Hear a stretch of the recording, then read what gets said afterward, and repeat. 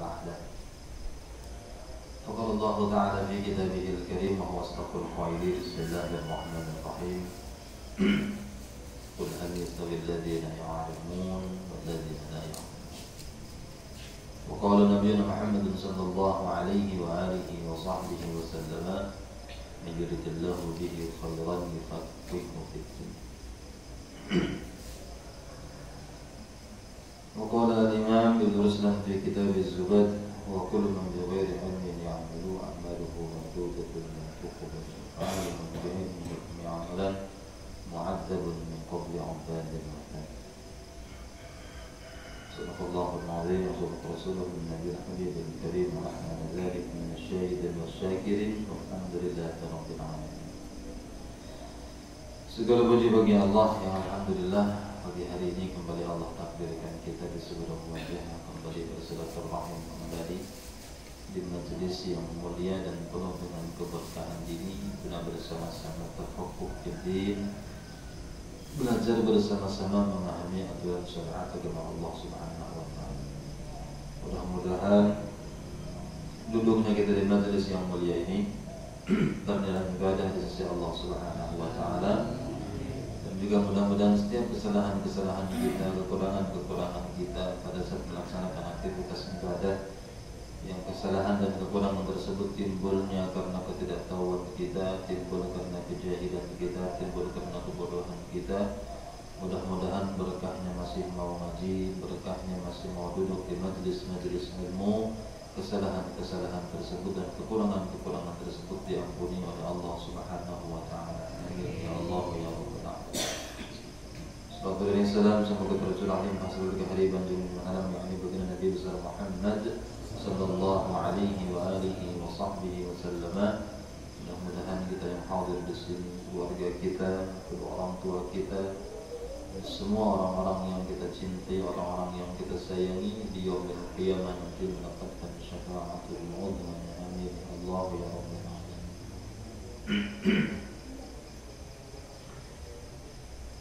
Bismillahirrahmanirrahim. Bismillah wa bi'audillah. Terakhir kemarin kita bahas masalah bab mandi dan belum kelar ya.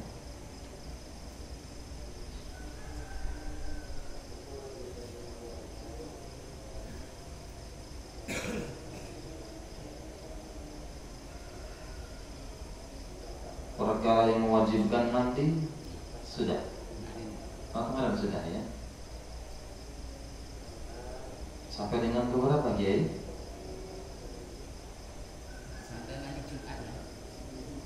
Sampai mandi Jumat. Mandi Jumat. Ya, mandi Jumat dan mandi hari raya. Bedanya mandi Jumat dengan mandi hari raya. Oh, berarti ini apa namanya, hukum-hukum baru ini. Baru masalah hukumnya, hukum masalah mandi. Jadi sekarang ya saya coba ini saja, nanti kalau sudah dibahas tinggal di stop, nanti kita pindah materi.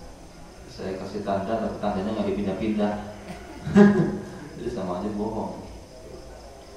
Bismillahirrahmanirrahim. Mujibatul ghusli. Insyaallah pagi hari ini kita akan membahas perkara-perkara yang mewajibkan kita mandi. Kita tahu bahwa hukum mandi itu ada berapa? Ada 5 ya. Seperti biasa, wajib, sunnah, mubah, makruh dengan haram. Ketika kemudian yang kita lakukan atau yang kita alami ternyata merupakan sesuatu yang mewajibkan kita mandi,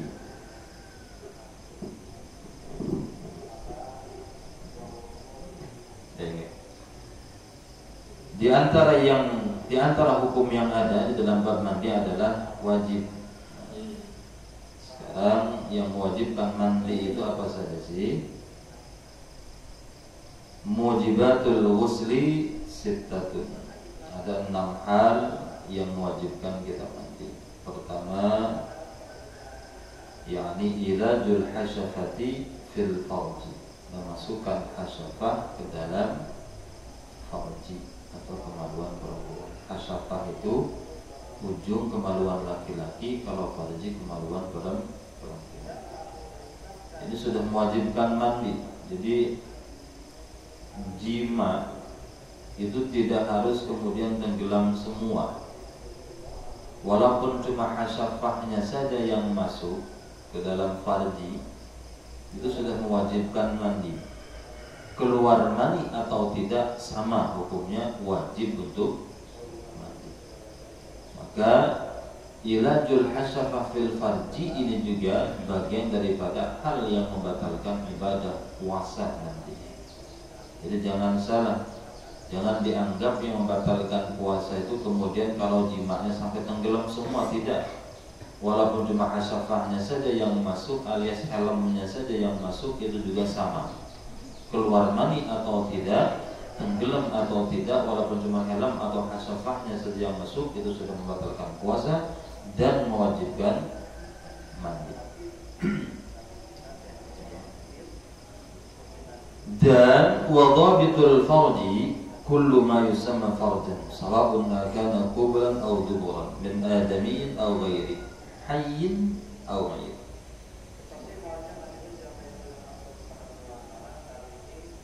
Yang dianggap sebagai farji itu tidak kemudian hanya farji yang biasa kita maknai, jadi kemaluannya saja tidak, melainkan baik itu kubul ataupun dubur, dari manusia ataupun binatang, orangnya hidup ataupun mati, itu sudah sama, dianggap sama. Jadi wajib hukumnya untuk mandi. Tapi yang wajib mandi ya yang hidup. Okay. Kalau yang sudah matinya bukan wajib mandi, melainkan wajib dimandiin. Terkadang jadi pertanyaan, bagaimana kalau ternyata orang tersebut meninggal dunia dalam kondisi junub, dalam kondisi punya hadas besar, malam Jumat perang sama istrinya, terlalu lelah, jantung kumat, mati mamanya gitu kan. Terus bagaimana itu? Apakah orang yang memandikan jenazahnya wajib meniatkan mandi junub buat dia atau bagaimana? Itu jadi kadang-kadang sering jadi pertanyaan itu. Ya. Apakah kemudian pihak istri wajib memberitahukan pihak pelaksana fardu kifayah untuk memberitahu bahwa si suaminya dalam kondisi junub karena kemudian dia meninggal pas kami selesai perang, atau bagaimana?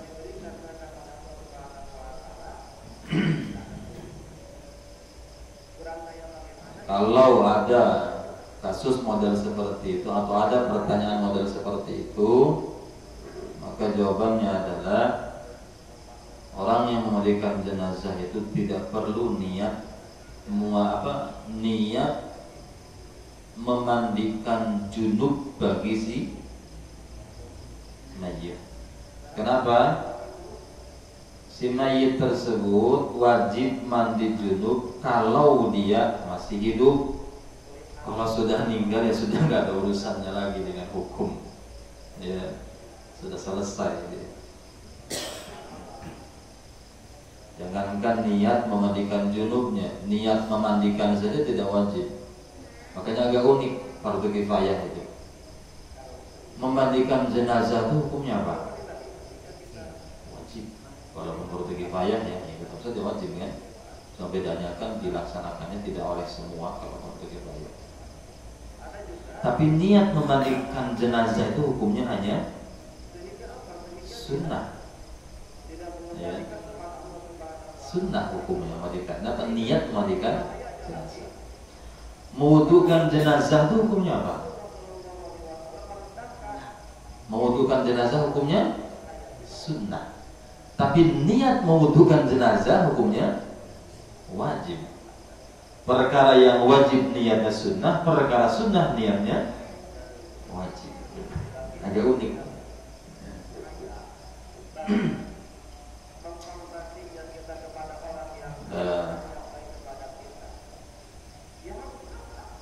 Oke, jadi baik di kubul ataupun di dubur, jalan depan, jalan belakang, manusia atau hewan, hidup atau mati, sama saja.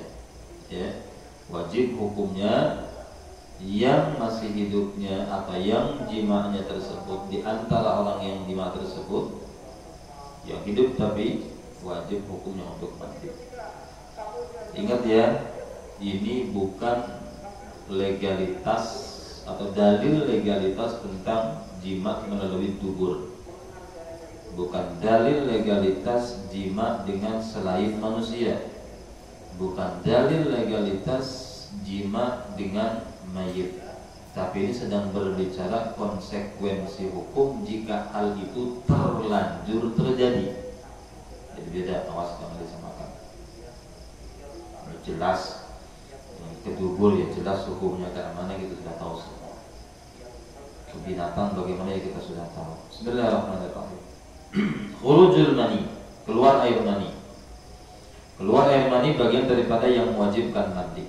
Penyebabnya baik disebabkan jima' atau bukan, sengaja atau tidak, dalam kondisi sadar atau dalam kondisi mimpi, dalam posisi mimpi, sama saja. Mimpi maksudnya benar-benar nyata, tapi ya mimpinya keluar air mani, jima', ternyata ketika bangun benar ngompol basah, wajib mandi. Walaupun penyebabnya bukan, kalau penyebabnya jima' ya keluar mani atau enggak ini tetap wajib.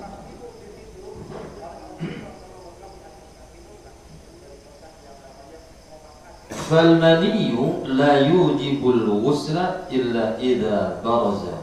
Air mani itu tidak mewajibkan kita mandi illa idza baraza, kecuali dia sudah sampai keluar. Keluar dari mana? Keluar dari kosat, dari batangnya itu, ya. Kalau sudah keluar dari situ maka hukumnya wajib. Tapi kalau tidak keluar dari situ maka hukumnya tidak wajib mandi. Jadi pas terasa mau keluar diikat pakai karet 4 biji, sampai nggak keluar maka nggak wajib mandi. Ya, kalau kayak pekerjaan orang tuh ya, ternyata nikmatnya kan di situ kan, apa pula diikat-ikat. Bismillahirrahmanirrahim.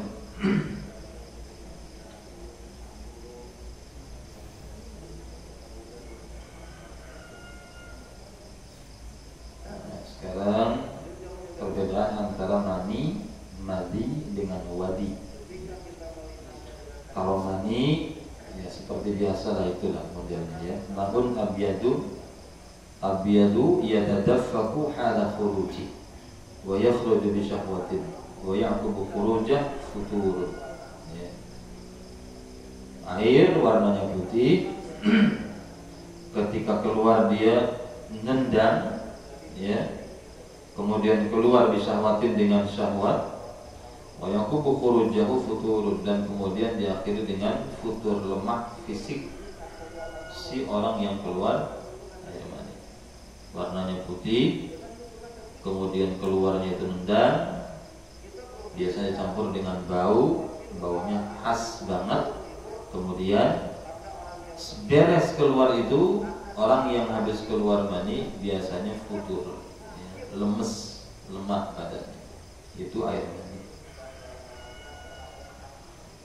Kalau madi, ma'un abyadu raqiqun lazijun yakhruju 'inda tharan asy-syahwah bila syahwatin kamilah. Kalau madi itu air warnanya putih, tapi putihnya enggak terlalu putih macam mani tadi itu, lebih ke bening malah. Kemudian yakhruju 'inda tharan asy-syahwah bila syahwatin kamilah.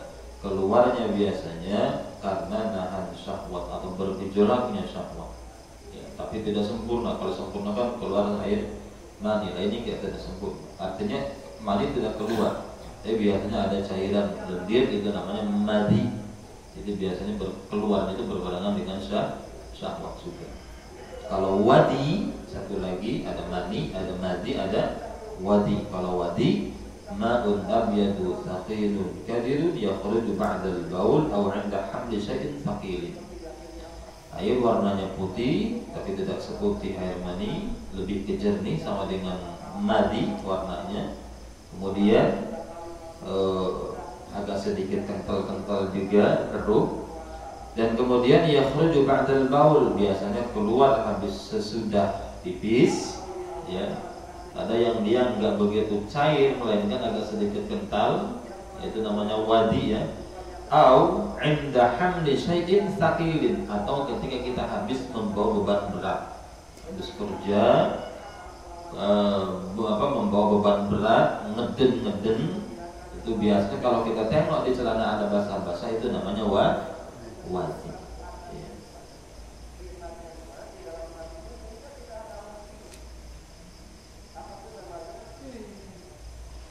Al-hukmu 'inda khuruji ahadiha, hukum ketika keluar salah satu di antara tiga hal tadi, madi dengan wadi. Al-maniyu yujibul ghusla wa la yanqudul wudu'u wa huwa tahirun, atau wa la yanqudul wudu'a wa huwa tahirun. Mani itu mewajibkan mandi, tapi wudu tidak batal karenanya. La yunqidul wudu'a, dia tidak membatalkan wudu.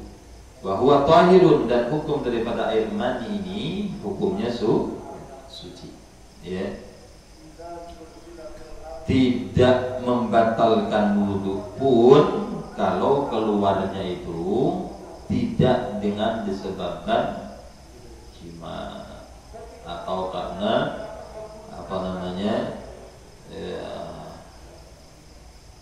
sentuh-sentuhan sama istri lepas itu keluar, enggak. Tapi ini memang ya lebih ke orang yang hiperseks menurut saya, ya. Jadi hanya dengan nonton TV, ya, hanya dengan nonton TV ada artis yang lapang dada lagi nyanyi. Lapang dada itu bukan ikhlasan orangnya, bukan, ya. Lapang dada itu dadanya lapang gitu kan, nggak ada bajunya gitu. Artis lapang dada kok keluar gitu loh. Keluarnya pada saat dia baru selesai sholat duha umpamanya gitu, masih punya wudu, maka wudu tidak batal dengan itu. Tapi dia wajib mandi. Wudunya nggak batal, tapi dia wajib mandi. Nah, terus fungsinya apa wudunya itu? Ya ketika zikir yang kemudian tidak mewajibkan dia suci daripada hadas besar, maka zikir yang dia baca pahalanya berbeda dengan zikir di saat dia tidak punya wudu sama sekali atau tidak suci sama sekali. Dan ketika dia mandi umpamanya, kemudian saat mandi dia tidak memegang pembatalan wudu, maka setelah mandi nggak perlu wudu lagi, nggak masalah. Uang wudunya belum. Memang bisa mandi tanpa memegang sesuatu yang membatalkan wudu, bisa saja. Dengan cara bagaimana?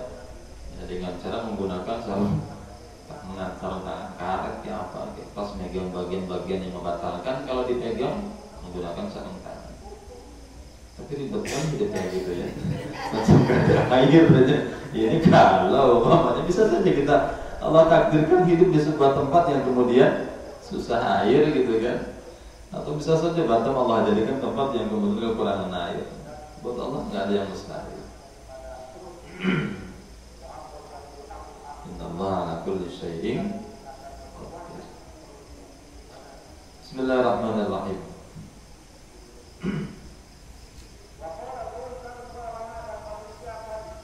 Kalau madi wal wadi, madi dengan madi, hukmuhuma kal baul, hukumnya sama kayak air kencing, kayak pipis. Fayum idhanil wudu'a, dua-duanya membatalkan wudu. Wa huma najisani, dan dua-duanya hukumnya najis. Ya, itu madi dengan wadi. Kalau rutubatil farji bagaimana? Rutubatil farji itu banyak yang mengartikan, dan saya setuju sih, banyak yang mengartikan cairan keputihan dari perempuan, ya. Cairan keputihan itu atau rutubatil farji, yang paham ibu-ibu sih, saya nggak paham. Laki-laki nggak pernah. Dalam mati itu Pak. Hah? Dalam hukum fikih kemarin diputuskan dia masuk dalam mati. Masuk kemarin mati? Iya. Bukan wadi ya? Nah, mati masuk dalam mati. Nah, karena kalau mati kan ada tawar syahwat kan? Ya, karena dia berbentuk kalau nggak itu mau datang bulan atau setelah datang bulan atau kecapean. Keluarnya dari 3 masa itu. Oh, berarti sama betul ya dengan wadi ya. Nah. Cuma kalau dalam hukum yang dikaitkan dinisbatkan dengan masalah wudhu nanti, itu nanti dibagi. Kalau wadi kan mutlak membatalkan Iya. dan hukumnya najis kan. Iya. Tapi kalau rutubatil farji itu nanti dikaitkan dengan dinisbatkan atau dikaitkan dengan masalah wudhu, itu nanti jika memang keluarnya dari aksar rahmi maka membatalkan, dari bagian dalam rahim membatalkan. Kalau dari luar itu tidak membatalkan. Bagian luar dan bagian dalam itu bagian mana? Sampai dijelaskan detail betul. Kalau keluarnya dari bagian yang kira-kira dakar itu bisa nyentuh bagian tersebut ketika jima dengan suaminya, maka itu berarti bagian dari dalam. Ya. Jadi bisa dihukumi wadi, iya, sangat-sangat setuju. Cuma kemudian kalau di hukum najisnya lah ya. Najis. Tapi kalau dilihat dari sisi hukum yang dinisbatkan dengan wudhunya, Bila dia ada imul hadas saja, dia tetap bagaikan orang yang istihadah hukumnya. ketika Ketika dia ada imul hadas, maka di dalam sholatnya dia tetap seperti orang istihadah. ya, daimul hadas itu memang bagian daripada contohnya itu orang istihadah. Ya, sama persis seperti itu.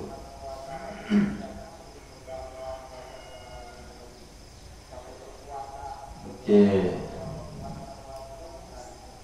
Ya, nanya ngaji itu kayak gini sama ibu-ibu yang juga paham tentang fikih. Jadi kita pun tahu juga, laki-laki kadang-kadang bingung juga kalau sudah berurusan dengan masalah kayak gitu kan. Kemana mau nginikannya? Nanya sama istri pun kadang-kadang malu-malu juga dia jawabnya. Jadi bingung gitu. Dah laki-laki nggak ngalami hal yang seperti itu. Dia nanya kayak gini. Jadi kita tahu. Jadi hukumi wadi ya. Betul-betul. Baik, alhamdulillah. Bismillahirrahmanirrahim. Nah, sekarang tanda-tanda air mani yang mewajibkan mandi. Ya. Idza wujidat ihda hadhihi al-alamat, ketika ditemukan tanda-tanda salah satu daripada tanda-tanda